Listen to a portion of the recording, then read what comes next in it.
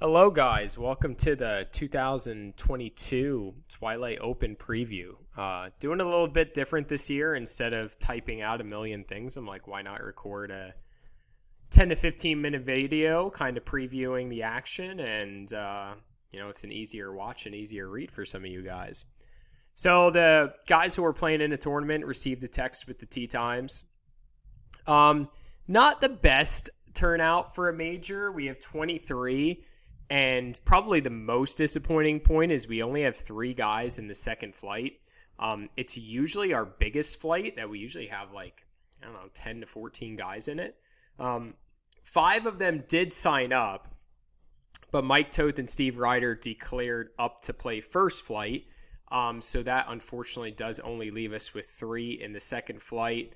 We have, 11 in the first flight and 9 in championship. So decent turnouts for those other 2 flights. But it is what it is. Those 3, one of them will win their first major. They'll have a good time. And I know Conroy told me he may or may not be able to play depending on his baseball schedule. So I told him, if he wants to join late, he certainly can. But I know it just was a bad date. A lot of the Shenandoah guys, just for various reasons, which they mostly make up our second flight, just couldn't make it. So it is what it is. May's been a busy month for a lot of us. I know Jack, I think, said he has 3 straight weddings on Saturdays. So lots of stuff going on.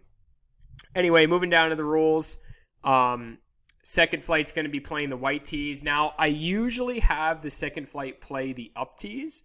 But this year I decided to instead play it at the whites because Pine Meadows is so short to begin with. It's only 5,700 from the whites, and that is what we usually play in a normal Twilight event there.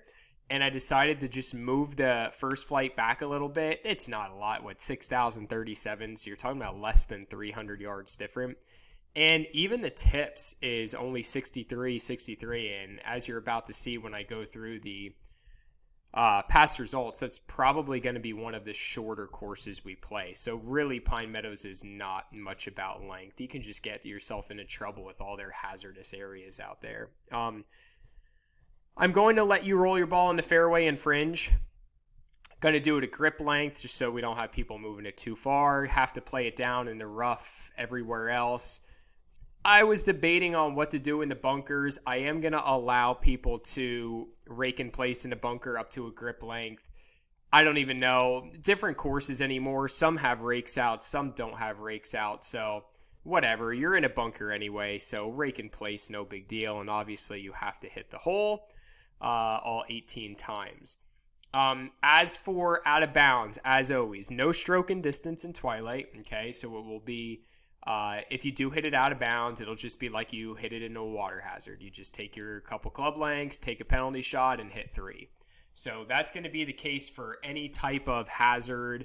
Pine Meadows has a lot of long fescue areas. Anytime you can't find your ball, just drop and take the penalty stroke. I made the mistake of doing stroke and distance before, and I think it was at Sugarloaf. I didn't realize how much fescue Sugarloaf had. People couldn't find their balls, and it was just a disaster. So that's the easiest thing to do anyway. Just take your penalty, drop about where it in, and move on. So for those of you playing in the tournament, there will be a $20 entry fee. $10 goes to the flight. $10 goes to CTPs and skins. And like I said, this is the main reason why we play different tees, is just to give everybody a fair chance as possible. If you have a CTP and you have one flight playing it from 100, another 140, another 180, it should hopefully make it as most fair as possible. But I know, obviously the better players are always going to have a better chance, but at least it helps out. Betting, as you will see below, I will have odds on all of the different players in the different flights. And, I do say in the email where, if you don't think so, if you think an odds are a little short, it is what it is. I need to make some money because it pays for various things that we're doing, like trophy plaques, CTP signs. I'm actually going to do live scoring in this. That costs $23. So all of the betting and stuff like that, even if you lose, it ends up all going to the league anyway. So, have fun with it. Nobody really abuses it, but have fun. Don't complain about my odds being too short. All right, here's your past champion. So this is our, 2017? This is our 1, 2, 3, 4. This is our 6th year already hosting these majors. Those of you who haven't been in the league a while, the whole reason we started these was because we were just boycotting the county events because they were run so poorly. We're just like, fuck it, let's just run our own stroke play events. So we did that back in 2017. They were a big hit, so still continuing them. There's our championship flight. As I told you earlier, you can see this is probably going to be the shortest. No, it looks like Galen Hall's only 6,200 as well. So yardage, not really an issue here. I move over and show you first flight. How do I move? I don't see how I can move over to show second flight. Oh, there we go. Touch screen helps that out. Let me move my screen a little bit. There you go. There's first flight. Let's talk about last year. So Open defending champs. So I won last year at Fox Chase shooting a 2 under 70. Last year's first flight was won by Ursulak. He shot a 6 over 78. And Cuffy shot an 8 over 80 to win the second flight. Cuffy will not be defending. Technically, Ursulak will not be defending because he is playing in championship flight. So I'm your only one that will be there to defend the title. And this is going to be the first major we play at Pine Meadows, and probably the only major we play at Pine Meadows. We usually have the doubleheader Memorial Day weekend, but with Laud getting married, just decide, we can't have anything that weekend because, half, 3/4 of the league is going to be there. So I'm like, this might be the one chance to put something at Pine Meadows, and I think it's going to be a good test. It's always in great shape. The greens are always fantastic. Should be a fun place to have it, but apparently my weekend I picked was not the best because of the turnout. But like I said, it is what it is. Second flight are 3 people playing at Doc Marangel, Mark Peronio, and Tony Barone. I just put them all at 2-1 odds. Doc has played in 7 majors, with his best finish being 3rd in the Masters at SCC in 2018. His average finish is 7th, and you can see what these numbers mean is the 5/6 is he came in 5th place out of 6 golfers. So actually, we have had some smaller turnouts there with the second flight, but you can see recently, like the 2019 Open, 14 people played in it. 2020 Masters, 12 people, 11. We usually have a huge turnout with that. Gooch played his only major last year at Fox Chase, the Open. He came in T9. Actually, both of them came in 2-9. And for those who don't know Tony, he's Ben's brother-in-law. He made his debut with us last week. He's played with us before, though, like Ben's bachelor party and stuff. He's been in the mix a little bit. So he is playing his first major. The purse is $30, and we have all 30 going to the winner. You're going to get a trophy, and then, of course, you get that automatic berth to the Ryder Cup. Let's go down here to first flight, where I have Billy D, one-time Open champion, the inaugural Open in 2017. I opened him at 1-1. Look at those results for Billy. 9 majors, average finish 3.9. He's come in second 3 times, and he actually had his score low enough last Masters that he competed in a championship flight. So if you see something like that where it says a C for Billy, or let me find somebody that has a 2, or Sean Bainey that has a 2, that means they competed in a different flight. So if you just see regular results like Billy has here, that is just his scores in first flight. Just assume if you don't see anything, he played in first flight. And if you see like an asterisk or a 2 like this, well, not an asterisk, but if you see a 2, that just means that they came in or they were in another flight. I guess some of them are asterisks. I don't know why some I have and some I don't, but I'll take those away.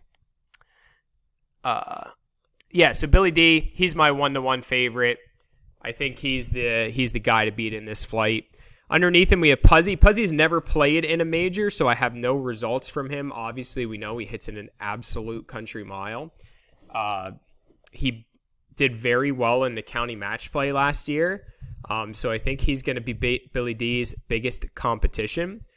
Savakinas actually has the lowest average score in the flight at a 77.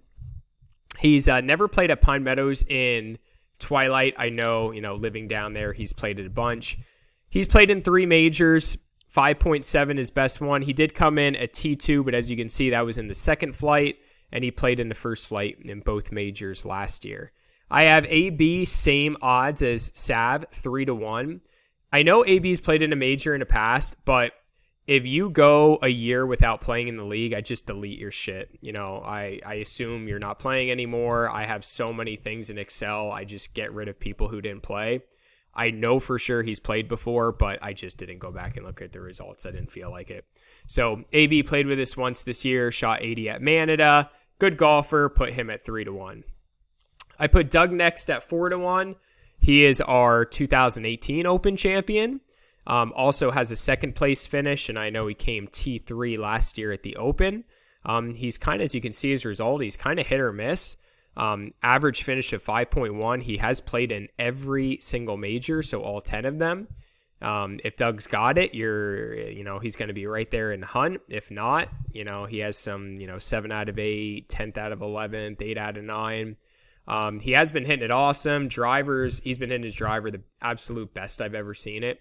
So, and, he's playing at Pine Meadows. He cut those greens for how long there, worked on the course, plays Pine Meadows a ton. I think 4-1's fair results for Doug. If he has it, he is going to be in the hunt. Next up is Baney. Baney, I have at 5-1. He's got an 82.9 average score, an 83.4 at Pine Meadows. He's played a ton of majors, played in 8 of them with a 4.8 average finish. He has won an Open, but that was the second flight, and you can also see he is a runner-up in the second flight as well. The past 4 majors, though, he has played in first flight and just found himself pretty much right in the middle of it, and that's pretty much right where I have his odds at 5-1. Puss is next, coming in at an 80. He has an average score at Pine Meadows at 74. I think he only played it once, so he must have played it once, shot 84. He's played in 4 majors, average finish of 5th. His first one he played in championship flight.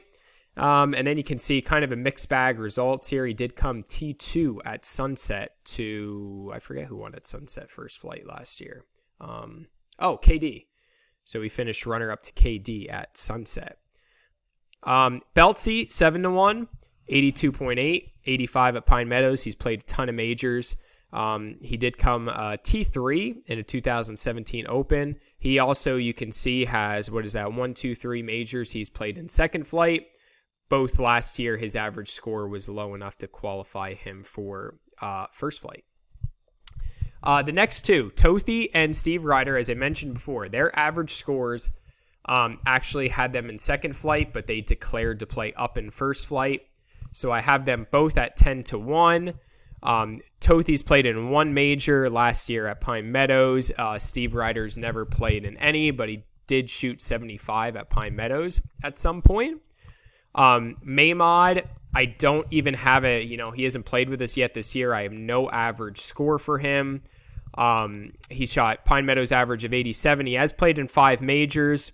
He won the first one he's ever played in. That was second flight at Schuylkill in 2017. And okay results in his first flight 4 majors. And now that I'm looking, he did not even play a major last year. So I decided to put him in this flight.